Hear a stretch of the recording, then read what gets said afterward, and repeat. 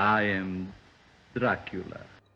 Dracula is an adaptation of Hamilton Dean and John L. Baldeston's play, which in turn is based on Bram Stoker's novel. The plot involves Renfield, a solicitor who goes to Transylvania to conduct business with Count Dracula at his castle. Dracula ends up converting Renfield into a stark raving mad slave. They travel to England where Dracula has leased an abbey. There Dracula starts preying on young women, but when he sets his eye on Mina, it's up to Professor Van Helsing to stop him. This is very old wine.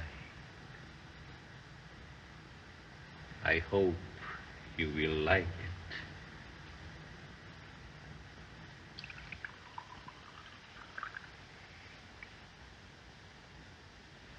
Aren't you drinking? I never drink. Why? The titular role is played by Bela Lugosi. Lugosi had been playing the role of Dracula successfully for 3 years on Broadway, but when it came to the film, he was not really even in contention for the part. He had to lobby very hard for the role, and he eventually won over the executives at Universal Studios. He brought over his theatricality from the play to his performance in the film, as did Edward Van Sloan, who also reprised his role as Van Helsing from the play. Lugosi doesn't go overboard with his theatricality though.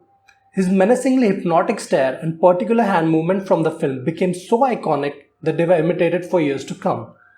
There is a collectedness on his face which works nicely as a facade for the underlying horror. There is an elegance in the way he moves. On set, Lugosi was witnessed strolling up and down with his cloak wrapped around him saying, "I am Dracula." This was his own method of psyching himself up and building his concentration to stay in character. Dwight Frye plays Renfield and I found his jittery performance full of camp. It is all over the place and would have worked better if a balance had been struck. The only thing in his performance that worked was his laugh, which was quite unnerving. Edward Van Sloan plays Van Helsing, and as I had mentioned earlier, he also brings theatricality to the portrayal of the role, although he does so in abundance, which doesn't work. Director Todd Browning had been making silent films since 1950, and their influence is visible here. There are moments of prolonged silence peppered throughout the film, relying primarily on close-ups of the characters, thereby using action and emotion to get the desired effect. There is no background score here except during the opening credits and a scene at the theatre. The resulting effect, I believe, is rather immersive. Having no score adds to the unnerving and creepy quality of the film. Also, traits which mostly define Dracula, or a vampire for that matter, are not showcased here at all. For example, his fangs are never shown, nor the bite marks on the neck of the victims. They are talked about though. I found his omission surprising but effective as it adds a touch of realism to the proceedings. Cinematographer Carl Freund has captured the film strikingly, especially the scenes at Castle Dracula and Carfax Abbey. The major issue I have with the film is regarding the editing. Dracula's brides are introduced and then we never see them. Dracula's reason for moving to England is not given. His motivations towards Mina are not clear.